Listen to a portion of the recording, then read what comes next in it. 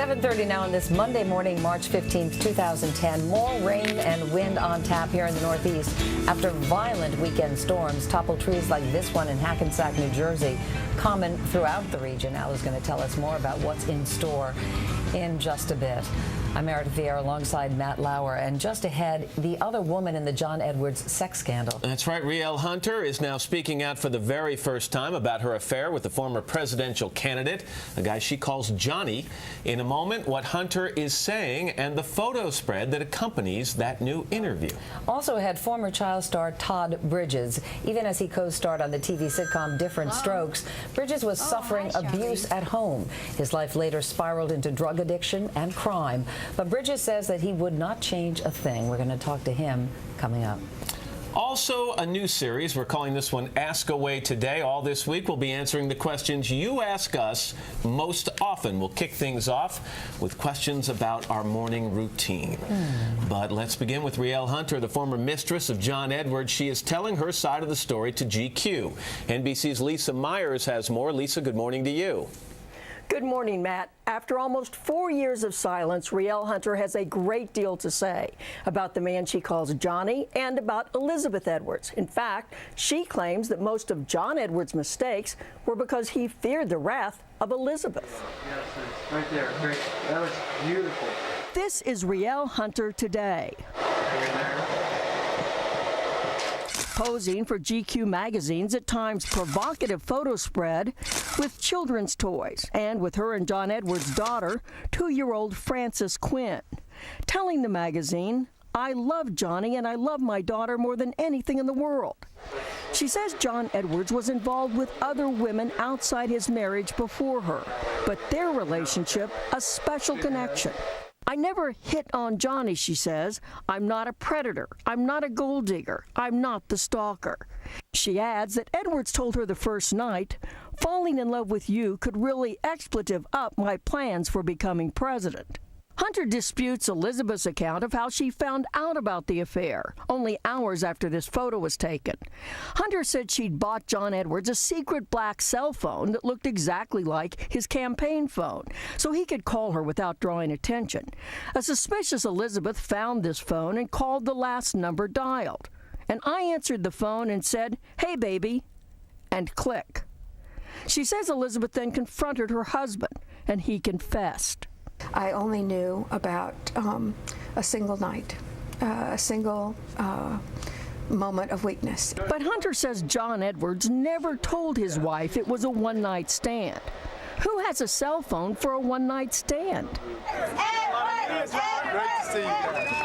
Hunter says she did not think John Edwards should be running for president and was shocked when he decided to stay in the race after Elizabeth's breast cancer returned. The campaign goes on. The campaign goes on strongly. "I really viewed it as reckless, and what's interesting is that she wanted to stay in. That's the key.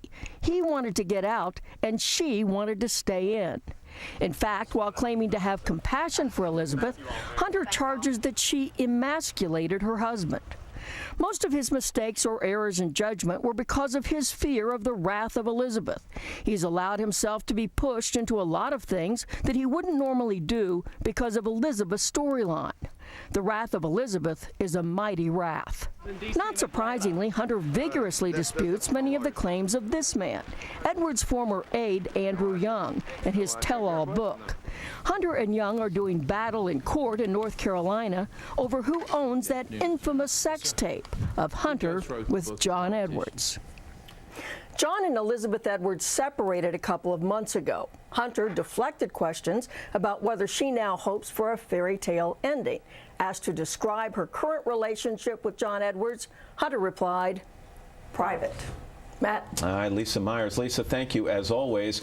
Lisa DiPaolo interviewed Rielle Hunter for the April issue of GQ. Lisa, good morning to you. Nice to see you. Matt. Let me start with the whole Andrew Young thing, because you actually worked for Andrew Young as a writer for a short period of time. Actually, Not really. He approached me to write his book, but did you he ever never hired participate me. in the process at He all? never hired me. No? Okay, He so you had never- nothing no, to no, do no. with that? But I'm thrilled that he put this out there because I've been bound by a Because he has put that out there, yeah, right. and I'm thrilled because I've been honoring his confidentiality. Okay, so you didn't share anything with both sides No. in this. Okay. How does Johnny, as she refers to him, Riel refers to John Edwards, feel about her doing this interview?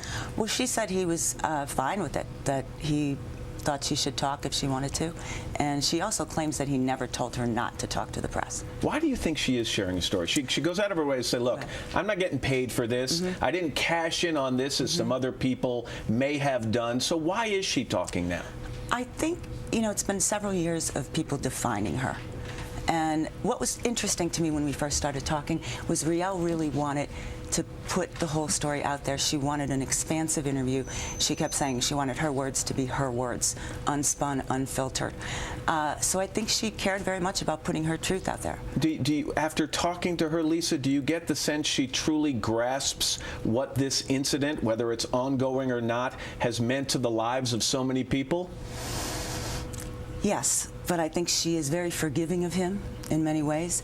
She believes that he was traumatized, and that was why he handled things a certain way. Traumatized by? By the situation he was in, that suddenly his life had been, exposed. The reality of his life had been exposed. So, but it's interesting because she talks about her unconditional love for him. She also talks about the relationship in the present. Yeah, it's not like that relationship that occurred. It's the relationship that is. So, which raises the question: what is the relationship right now? I think the short answer is they're together, but I think it depends on how you define together. I don't know that it's a conventional together, but she talks about the fact that she loves him very much. Yeah, they she love says, each other "I do very know much. that I will love him, that I love him, Right. and love is till death do us part." Though when you ask her if there's going to be a fairy tale ending, the Right. response is, "I want whatever life brings me." Right. And when I asked her, "Do you think you'll live happily ever after with him?" she said, "I don't know," and I don't think she does know. You mentioned this unconditional love that she seems to have for him. When you pressed her, and you did, and said, but he lied to a lot of people. Do you view him as a liar? How did she respond to that? She said, "He doesn't lie to me." She believes that he has never lied to her and never will. And even you said to him, but a lot of people in this country think he's one of the most untruthful people there is. It didn't seem to faze her or her feelings toward him. No, she said, "I know him and he doesn't lie to me." On the subject of Elizabeth Edwards, this is going to get a lot of people pretty upset. She says, the wrath of Elizabeth is a mighty wrath. Does she go on to say, and boy, I deserve it? I deserve a portion of that wrath? No. The one thing that's interesting about her, she didn't whitewash anything. What she says about Elizabeth, that's what she believes. And, she had ample opportunity to spin that a little differently. But no, she's unapologetic. No, is there some remorse at all about the fact that this incident occurred during an enormously trying time in Elizabeth's life as well, with her health concerns? What she said was that infidelity was something that she had a lot of judgment about before this happened, and that she fell madly in love with him, and that overrode any of those feelings she had. And she talks about a toxic relationship, the marriage between John and Elizabeth. Right, and he's not the first married man who, talked about his wife on the first night. So. Right. John is, she admits, is helping her financially. Yes. We know that. That's been reported. It has been. But that's for child support. She's going to have to work. Right. At some point. Does she give you any indication as to what she plans on doing, what she'd like to do? She loves documentaries. That's how this whole, the videographer thing happened. She's a writer. She's been an actress. I think she could do a lot of different things. She has not made a decision about that, though. You met Quinn, the 2-year-old daughter. Yeah. They've been living a kind of circus existence, behind a cloak with paparazzi. Is there anything normal about their lives right now? It was the strangest thing to be interviewing her with a tripod and a lens in the window, where you'd be constantly closing the drapes, closing the shutters. I don't know how she lives that way, and it's nonstop. Is it possible that by giving this interview, she hopes to put a pin in the balloon and let some of the hot air out so that her life can go back to normal? Absolutely. I think she very much wants to get on with her life, and that's one of the reasons she wanted to answer every question. there were no conditions or nothing off limits, and I think that's part of the reason why. Now, will the National Enquirer say, okay, thank you, Raul, now we're going to leave? Probably not, but I think that is her wish. It's a fascinating interview. Lisa DiPaolo, thanks very much for sharing it with us. Thank you. And the April issue of GQ hits newsstands nationwide next Tuesday. Let's get a check of the weather now from Al. Hey, thanks a lot, Matt. It is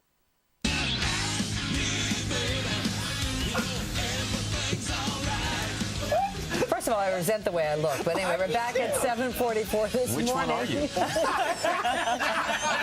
I know who I am. I'm the black guy. But we do digress. This morning we're kicking off a new series we call Ask Away Today. That's all the questions we get asked by people every single day. First up, what almost everyone wants to know above all else. All else?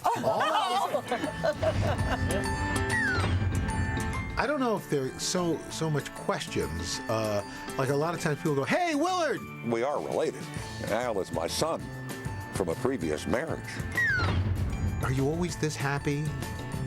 No, I'm basically an axe murderer. I just killed a family of 4 before I came in. So the question everybody always asks is, what time do you get up? I usually get up somewhere between what I think is 2:30 and 3 o'clock. What? I had no idea that Meredith got up at 2:30. 4:10. 4:10. My answer is, you don't even want to know.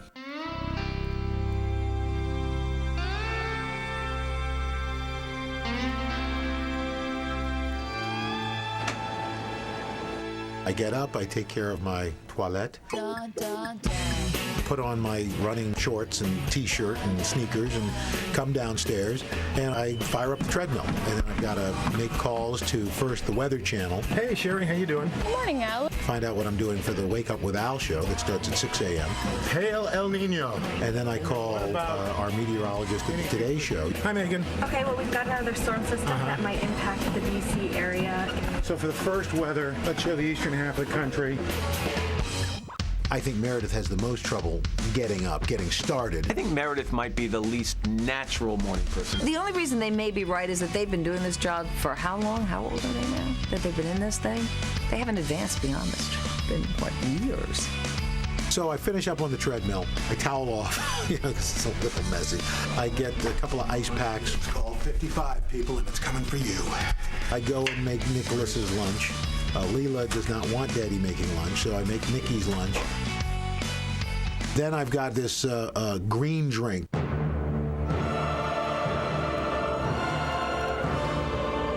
It's this thing called Physio Greens. It's kind of like it's like a super powder. It looks like something like the runoff from moss and a garden that's been pureed and put into a glass. That's good eating. I'm up so early, even the weirdos aren't up. You know, they've gone to bed. They said, what's the point of being strange? There's nobody out here to see it. You see a lot of people, leaving hotels or leaving apartments and clearly dressed for the festivities of the evening before. Walk of shame. No, I guess I didn't realize that's what they were doing. Sometimes we just go by and we honk the horn at those people and wave to them. Good morning, all. Am I clashing with Mr. Lauer today?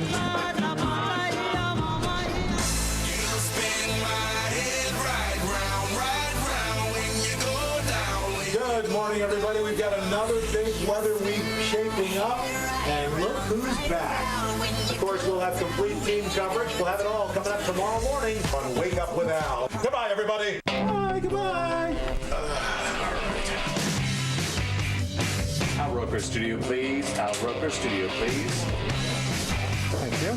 I wake up and I'm up. I'm a morning person. It's a very wholesome lifestyle. You cannot go out and burn the candle at both ends when you have this job. This job makes you excited to come to work, even at that hour. I'm off caffeine, so I don't. I'm high on life. That's what I like to say. High on life in the Today Show.